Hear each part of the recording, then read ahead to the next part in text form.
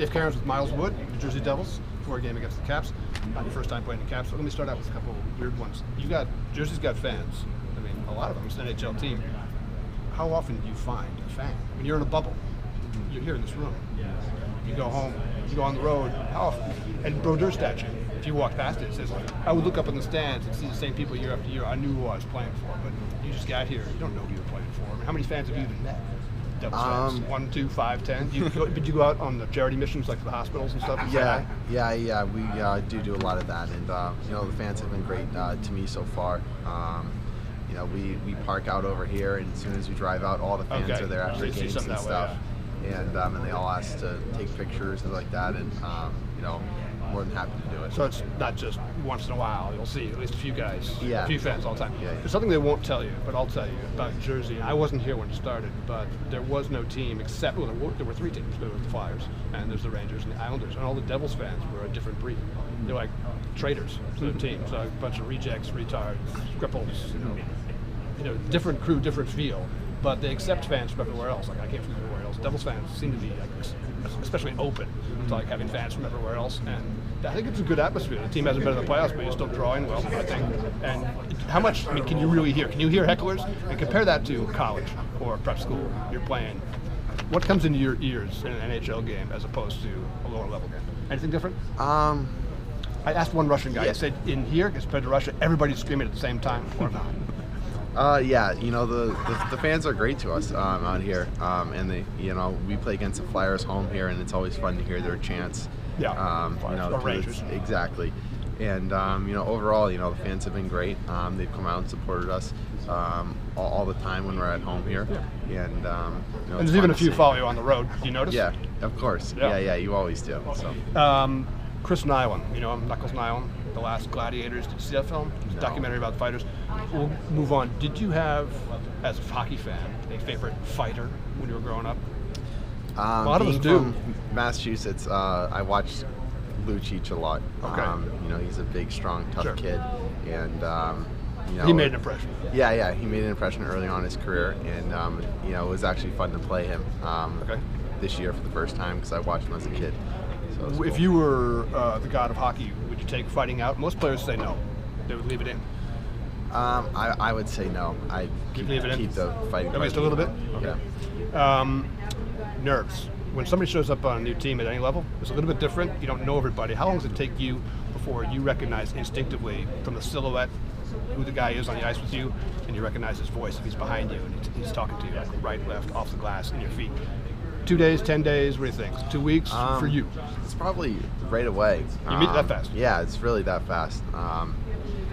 It's talking out there is a big part of the game, and as soon as you meet somebody for the first time, you kind of get to know their voice, and as soon as they start screaming out there, it's them. I remember when I went up a level and I was playing for a team, I was nervous about how I would do. And I recognized in myself there was a difference. I was nervous about how the team would do. And that's how I knew I felt more comfortable. Do you ever have that feeling in your career? It doesn't have to be the NHL level. But you're worried about, how you're going to do, what the coach is going to say when you're new. And then pretty soon, it's not like that. You're worried about the result. Did you experience that? Hockey's a team game. It takes all forwards, D, goaltenders to win a hockey game, not just one person to do it. And, it's more about the team than yourself. Talking on the ice, which of your teammates is the most vocal, other than maybe the goalie? Or Schneider likes to talk a lot. The players told me that. But just in the run of play, is there anybody that stands out? Some guys going to bark at you a lot? I'd probably say Mike Camilleri. Okay, interesting. He's missed a few teeth. Yeah, but he can still talk. Do you wear a mouth guard on the ice? I don't. I didn't want to either. Mad at me. Yeah, but it's because it's not really breathing; it's because of talking, right? You can't really speak as well, or is it breathing also? It's probably a little bit of both. Yeah. To be honest. Did you have to wear one in high school? You did. They forced it, yeah. In college. And you just took it off, right? Did you get much razzing on ice when you were brand new from other teams' players because they knew you're new, they tried to distract you, or is it just everybody's about their own business? What was your experience? I probably get more now than when I first came into the league. Because they know what you're up to. Yeah. Okay. Because they know how I play and stuff like that. So I probably get more people talking to me now than back in September.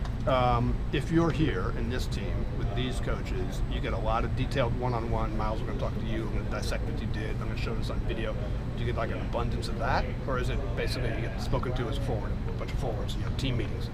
Yeah, the coaching staff has been great with me. This being my first year, I've had a lot to learn, and Jeff Ward has been great. He's the guy who speaks most to you.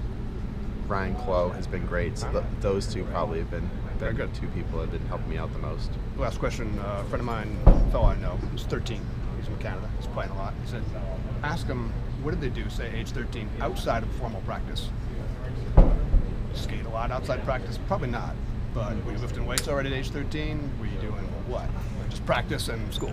My route to where I am today is, it's not the route that a lot of kids take. When I was 13 years old, I only played hockey 4 months out of the year. I didn't lift weights probably till I was a sophomore in high school. I just enjoyed life. Hockey, I didn't play hockey 12 months out of the year type thing. My dad never pushed that on me. He encouraged me to play, sports like football, golf, tennis. Your dad played in the NHL. The average reader won't hear that. Our listener might not know that.